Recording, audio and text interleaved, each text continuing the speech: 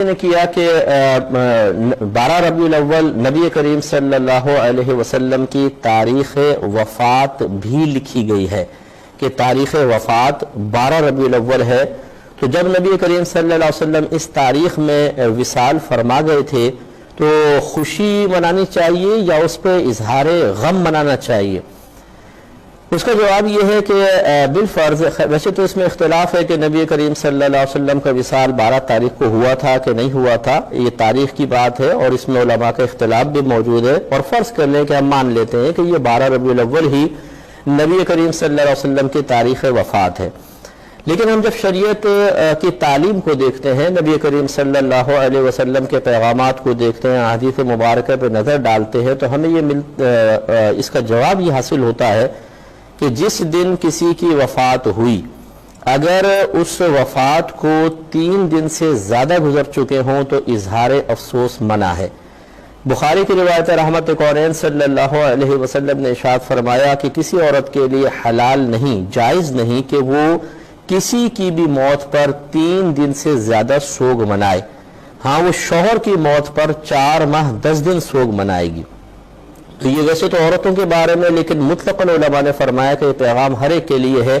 کہ 3 دن گزر جائیں تو پھر کسی کا سوگ نہیں منایا جائے گا۔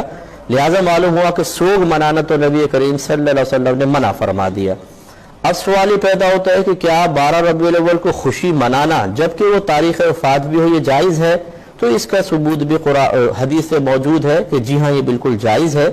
نبی کریم صلی اللہ علیہ وسلم نے ارشاد فرمایا کہ جمعے کا دن وہ دن ہے کہ جس میں اللہ تبارک و تعالی نے آدم علیہ السلام کو پیدا فرمایا اور اسی دن آپ کی وفات ہوئی۔ یہ دیکھیں، وفات کا ذکر کیا، اور اب دوسری حدیث میں نبی کریم صلی اللہ علیہ وسلم ارشاد فرما رہے ہیں کہ اللہ تعالی نے جمعے کو مومنین کے لیے عید کا دن قرار دیا ہے۔ اب آپ اندازہ کر لیں کہ آدم علیہ السلام فوت ہو رہے ہیں، جس دن اللہ تعالیٰ اسے عید کا دن قرار دے رہا ہے، اور عید کے دن آپ کو پتہ ہے کہ خوشی کا اظہار ہے، عید کے دن خوشیاں لوٹ کے واپس آتی ہیں، اس لیے یہ عید عود سے نکلا ہے، بعض نے یہ کہا۔ تو خلاصہ کلام یہ ہوا، اب ان دونوں روایات کو ملا کر نتیجہ نکلا کہ اگر بالفعل 12 ربیع الاول نبی کریم صلی اللہ علیہ وسلم کی تاریخ وفات بھی ہوتی تو سوگ کی اجازت نہیں ہے۔ ہاں، چونکہ یہ آپ کی تاریخ پیدائش بھی ہے، اس میں بہت سارے علماء جمہور اس پر ہیں بلکہ کہ یہ 12 ربیع الاول تاریخ پیدائش ہے، بعض نے 9 ربیع الاول بھی لکھی ہے، لیکن 12 پہ جمہور ہیں۔ تو تاریخ پیدائش پر خوشی منانے کا تو ہمیں ثبوت حاصل ہوتا ہے، لیکن سوگ منانا منع ہے، لہٰذا اس میں کوئی حرج نہیں ہے کہ اللہ تبارک و تعالیٰ کے حکم کی تکمیل میں انسان خوشی کا اظہار کرے۔ ایک وسوسہ یہ بھی پیدا ہو سکتا ہے کہ یہ ایک بدعت ہے کہ نبی کریم صلی اللہ علیہ وسلم نے نہ اس طرح کیا ہے، نہ اس کا حکم دیا، نہ صحابہ کرام علیہم رضوان نے اسے کیا، نہ اس کا حکم دیا۔ تو پھر ایک ایسا نیا کام کہ جو پہلے دور میں نہیں ہوا، اسے کرنا کیسا ہے؟ یہ تو بدعت ہے، اور نبی کریم صلی اللہ علیہ وسلم کا فرمان ذیشان ہے کہ کل بدعت ضلالہ وکل ضلالۃ فی النار، ہر بدعت گمراہی ہے اور ہر گمراہی جہنم میں لے جانے والی ہے۔ تو معذاللہ نتیجہ نکلا کہ میلاد مصطفیٰ صلی اللہ علیہ وسلم پر خوشی کا اظہار کرنا، اس کے لیے اس طرح یہ اجتماعی طور پہ اہتمام کرنا بدعت ہے، اور جو اس بدعت کو اختیار کرے گا وہ جہنم میں جائے گا۔ اس کا جواب یہ ہے کہ پہلے یہ فیصلہ کر لیا جائے کہ یہ کون سی بدعت ہے اجتماعی طور پہ۔ پہلے میں یوں آپ کو عرض کر دیتا ہوں کہ یہاں 2 چیزیں ہیں۔ ایک ہے کہ جو میلاد مصطفیٰ صلی اللہ علیہ وسلم پر یہ ان 12 دنوں میں جو معمولات اختیار کیے جاتے ہیں، ان سب کی انفرادی حیثیت علیحدہ کر لیں ان کو۔ مثال کے طور پہ کھانا کھلانا،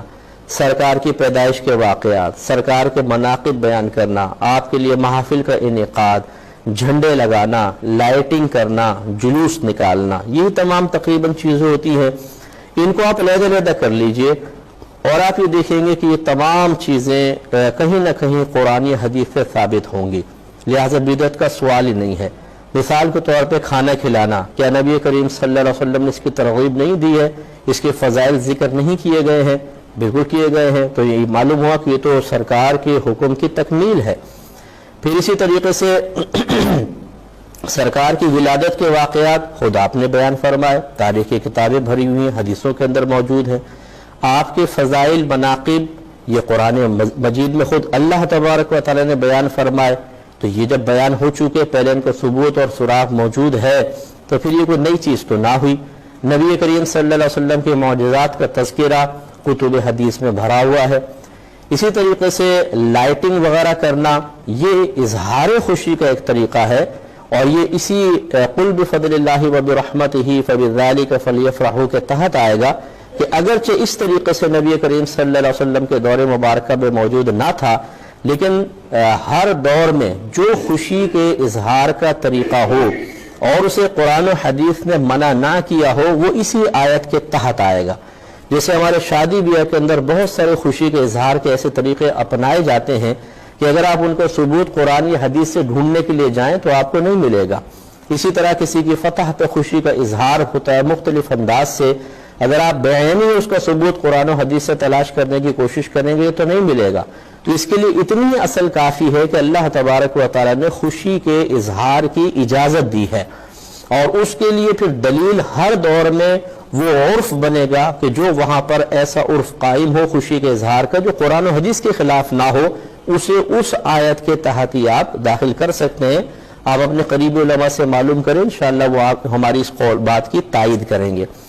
اس کے بعد جلوس نکالنا جیسے ہے، مثال کے طور پر یہ جلوس اصل میں اس جلوس کی یاد میں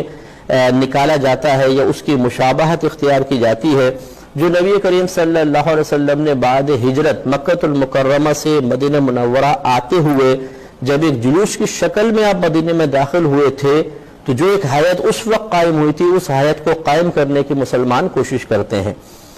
نبی کریم صلی اللہ علیہ وسلم جب تشریف لائے، مدینہ کے قریب پہنچے تو حضرت بریدہ اسلمی رضی اللہ تعالی عنہ جو اس وقت تک ایمان نہیں لائے تھے اور کفار کی طرف سے قائم کردہ انعام کے لالچ میں نبی کریم